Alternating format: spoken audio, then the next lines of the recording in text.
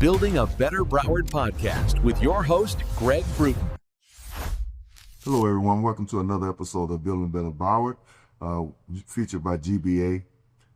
So happy to be here today to speak to someone who I've become familiar with, who has the energy of that's so much intoxicating. And as you know, with this format, we talk about how you build a better Broward and how you do that in a manner that it's not just structures and bricks and mortar, but building people, creating opportunities and resources that will be available for people in the community to be able to consume and make it a part of their entire being.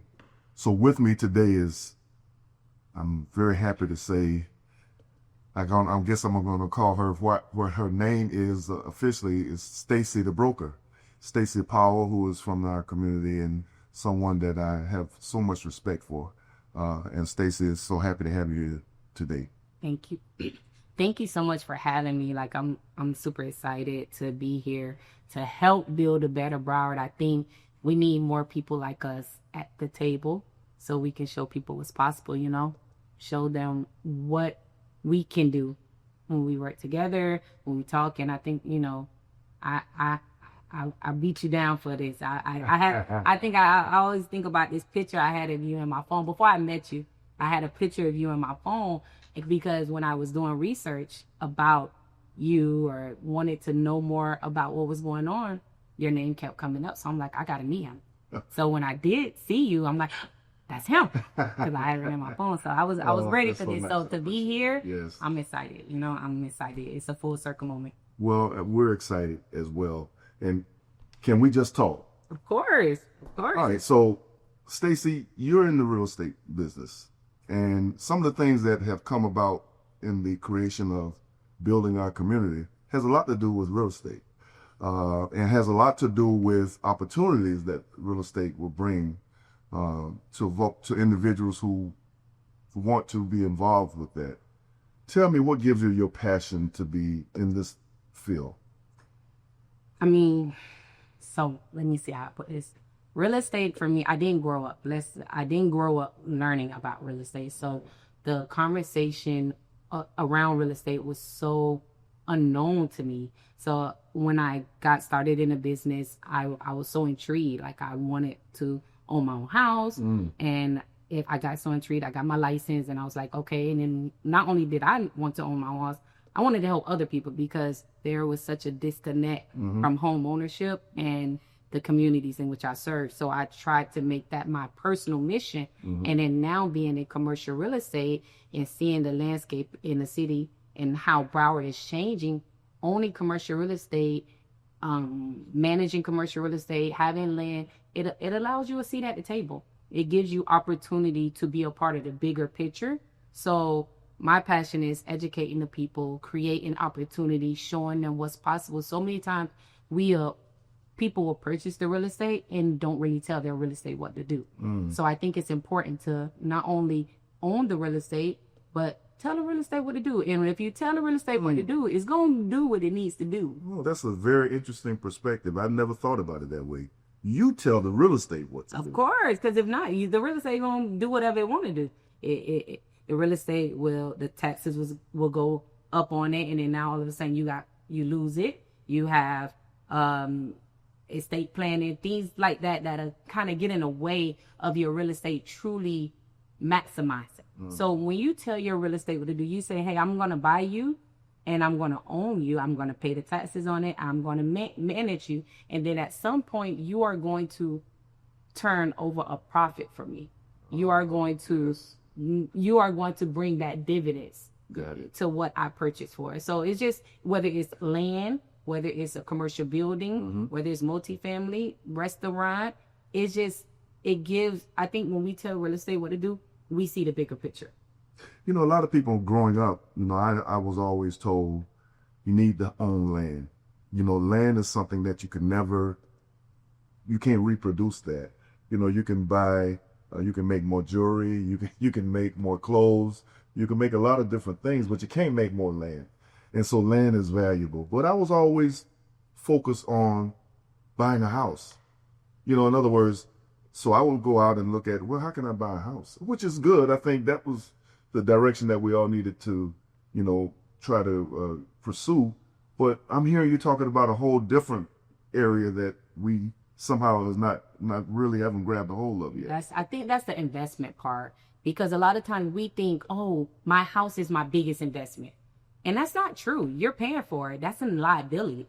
An investment is what pays you. So if you were renting that house and somebody were paying you rent, now that's an investment. Okay. But if you're staying in that house and you're paying the mortgage, that's a liability. That's not an investment. So I think correcting that mindset that my first house or my home is my investment. It's not an investment, not when you're paying for it. It's only an investment when somebody else is paying. So when you, to your point about land, I was told the same thing, buy land. But I think we didn't continue the conversation. The conversation should have been continued to say, okay, don't just buy land and sit on it, but buy a land that at some point is going to be a part of that bigger picture. Some of us, we buy a sliver and it's like, okay, maybe we're going to build onto our home. Maybe we'll have it and build a family home. But I think changing the mindset of just not just being a consumer, but being an investor. Yeah. And I think when we're able to invest in real estate, we can be a part of shaping a better Broward. We can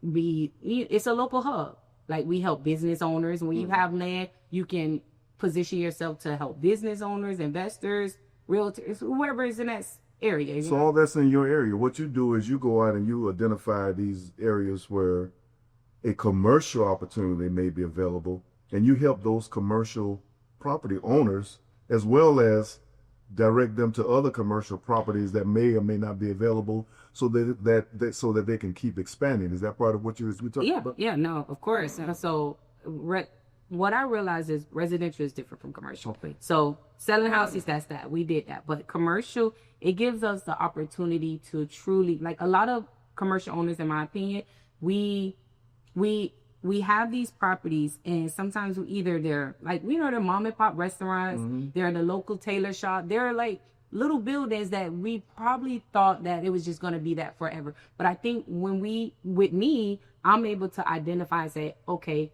it has worked this way for this amount of time. Let's retrofit it. Let's create a new opportunity here. Maybe, this building doesn't work anymore. Maybe it worked 10, 15 years ago, 20 years ago, but it's not conducive. Right. The zoning laws done changed. Yes. Things done changed. Yes. So the neighborhood is changing. So why not change with it? And I think only way you can do that is by owning the real estate. Like you have to own it. So now you can be a part of the change. Sometimes I listen to you, Stacey, and we've had several conversations. It's almost as if you have wisdom of someone twice your age. And for the benefit of having that kind of vision and understanding of development and land. As you know, we did a rezoning of an entire area on the Sistrunk corridor. And a lot of those properties were once owned by individuals from the community.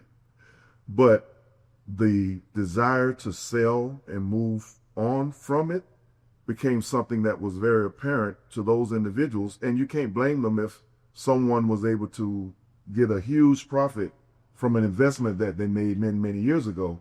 And so the idea that was occurring, but it wasn't necessarily occurring to the likes of people from the community, that created somewhat of a negative feeling towards that redevelopment. But as you said, you look at that corridor and you see redevelopment occurring. Now we have to figure out, are we going to be a part of that redevelopment? And how does that happen? Right? Yeah.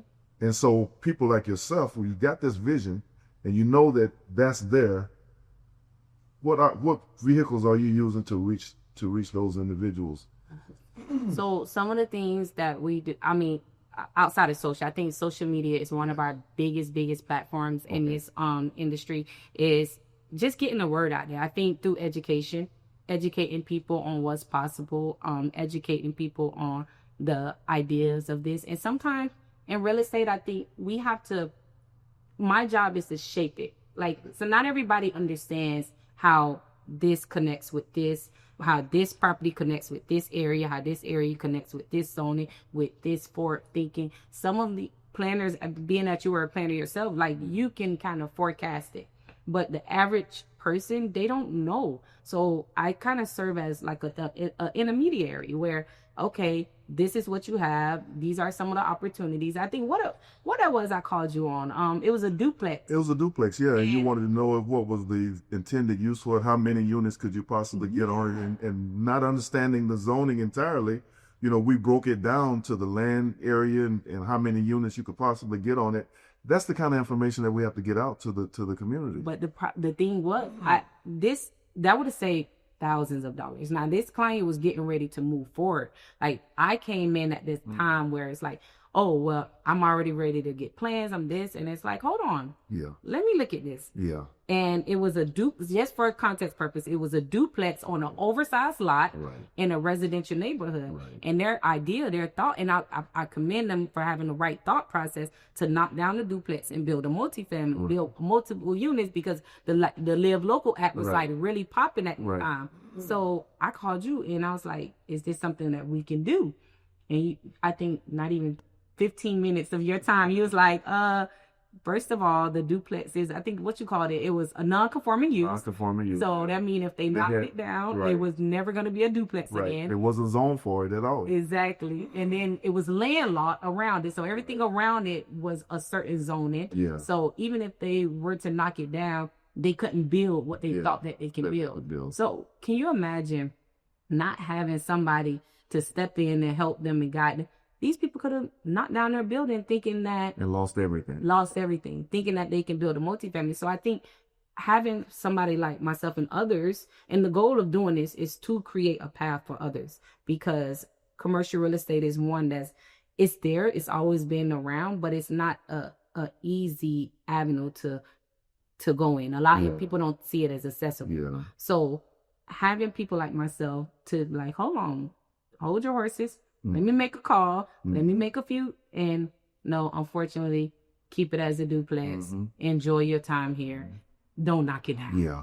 And that's the thing. The understanding of planning and zoning is an initiative that we all have to try to get people involved in, because these areas are redeveloping, not by mistake. There's planning, there are land use plans, there are land use initiatives that are in place for many, many years prior to you seeing any activity really happening. And so the knowledge of knowing that and having someone like yourself who have taken the initiative upon your own, because I see you at these meetings now, you're like, okay, I'm going to embrace myself with understanding what that means. And I'm going to get that information out to my clients, to people that I know, my generation, to be able to understand that everything is done by a plan. It's not, when people see a large building go up, it's not a mistake. You know, it's not a situation where all of a sudden last month somebody decided, you know something, I'm going to go and buy this property and I'm going to build a building on it. The land use, the zoning, the code requirements are all thought out prior to that ever occurring, prior to even buying the property, which is where you come in, right? Of course. So I think having that knowledge, the reason I pride myself on knowing that, because I want to be a source. And if I can save my clients some time and I can put them on the right side of history, that's what I want to be. I want to be able to guide them. I see situations where people may buy property and, like you said, the zoning doesn't work. The land use, it doesn't fit. So having that knowledge for me is invaluable. Like, I just try to feed myself with as much knowledge, because I'm interested. First of all, I want to develop myself. Right. So if I'm going to do anything, I'm going to immerse myself in it. And the Bible said everything we do, we get an understanding. Amen. So I try to get an understanding. Yeah. If I'm going to teach this, if I'm going to tell you to do it, at least I should have some level of understanding when it comes to it. So we've had a lot of people come through our community, Stacey, who've become very successful either through athletics or, you know, business-wise or whatever, you know. And sometimes you and I have had an opportunity to see some of the failures that people who become successful don't take advantage of the knowledge and experience of someone like me or yourself as it relates to coming back into the community, or even not into this community, just an investment period, and understanding how to make that money that you've made become an investment for your future. Of course. I say it all the time. People forget that you got to tell your money what to do. If your money, either your money is going to make you some money or it's going to cost you. So I see, like, just using professional athletes. I think in South Florida, we breed NFL players. Like, we breed them. I got them in my family member. Mm-hmm. I have family members that went to the NFL. I think you played played professional ball. Everybody played professional ball. I think South Florida has the best football players ever. And so at the end of the day, I just don't see them showing up in real estate. I see them buying residential homes. Okay, that's great. But I don't see them at the table when it comes to commercial real estate. And even when you think about commercial I'm in shopping center retail. So there's different asset classes when it comes to commercial real estate. You have warehouse, you have land, you have multifamily. I happen to be in shopping center and retail, which is the highest asset class when it comes to commercial real estate. And it's the one with the lowest risk, and then you make the most money. Most investors love to go in shopping center retail because they pass all of the risk to the tenant.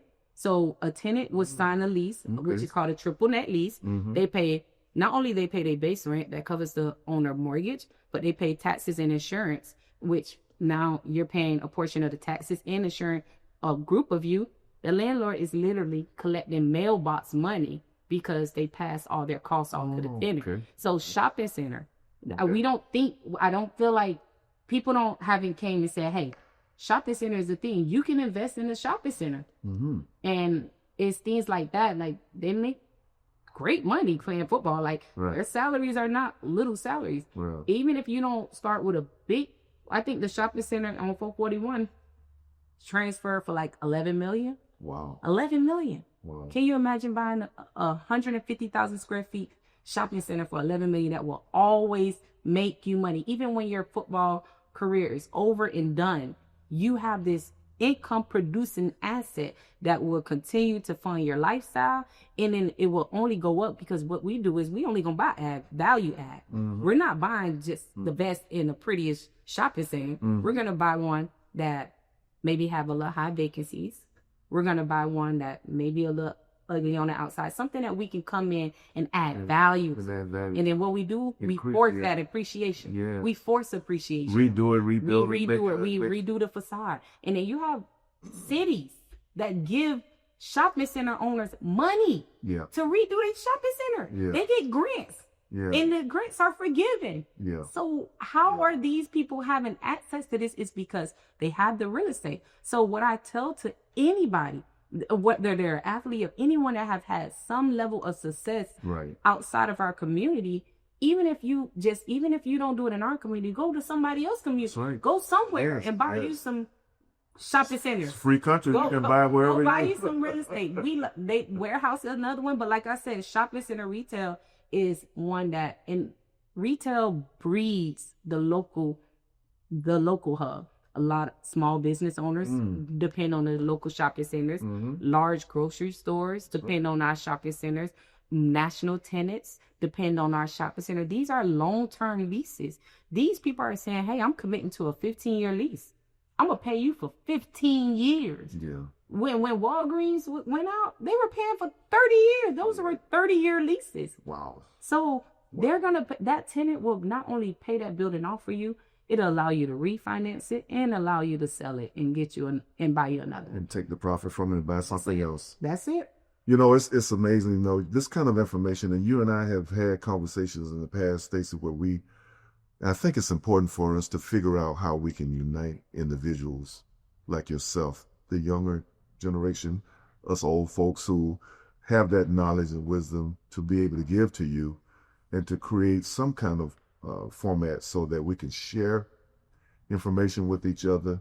We can help build each other up, building a better Broward. Building a better Broward. I always thought about a thing. It would be nice if there can be like a think tank. I always think that a think tank where we can put people in one room and we can talk. Like, I force value from people that I know. That's why I had your screenshot in my phone, because I knew that you were going to play an intricate role in my success. I knew it. It's people like you. I can name other, Robert McKenzie. These are people that I make it my business.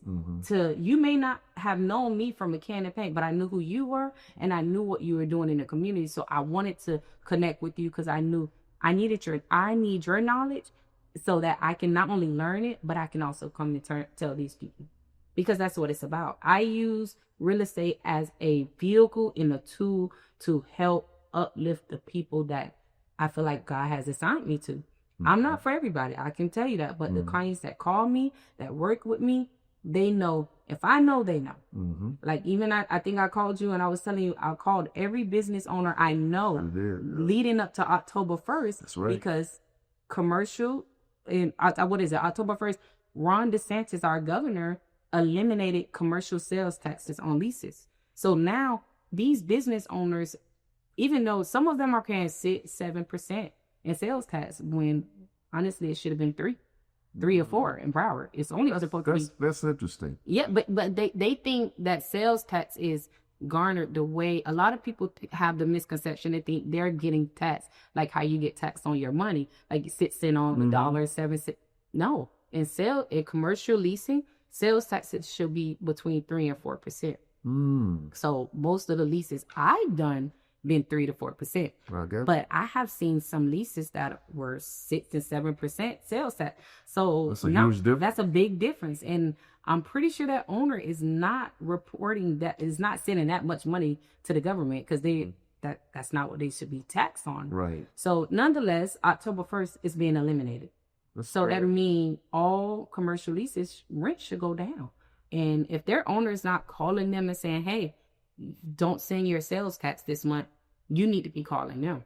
How do people get in touch with you, Stacey? That's the thing that I want to make sure people get to know you, get to understand your value in terms of what you bring to the table. That's important for the people in our community. I'm on all social media platforms as Stacey the Broker.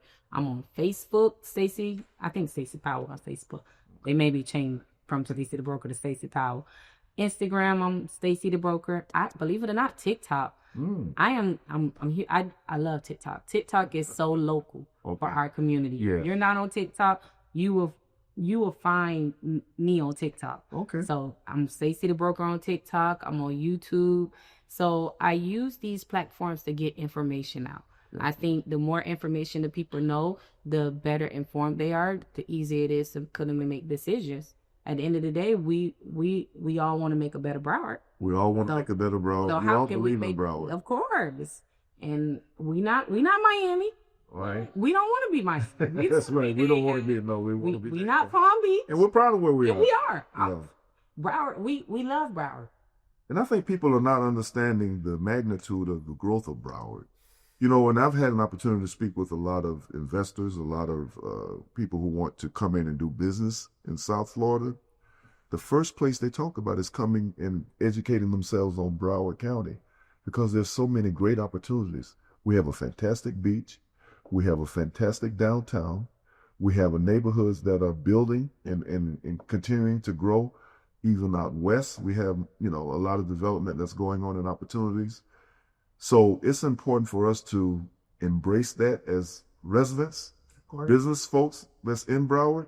And how do we help build that to make it better? And for that purpose, Stacey, I'm so happy to have had you here today to speak with us. And I enjoy I'm actually excited about your passion. I'm excited about your energy. And I'm just going to encourage you to keep pushing forward. You have that energy. Don't let anybody tell you that you can't get it done. And I know that's not happening with you, because you're out there making things happen. And I appreciate your opportunity to be here this morning and sit with us. I appreciate that. Thank you so much for having me. All right. Thank you.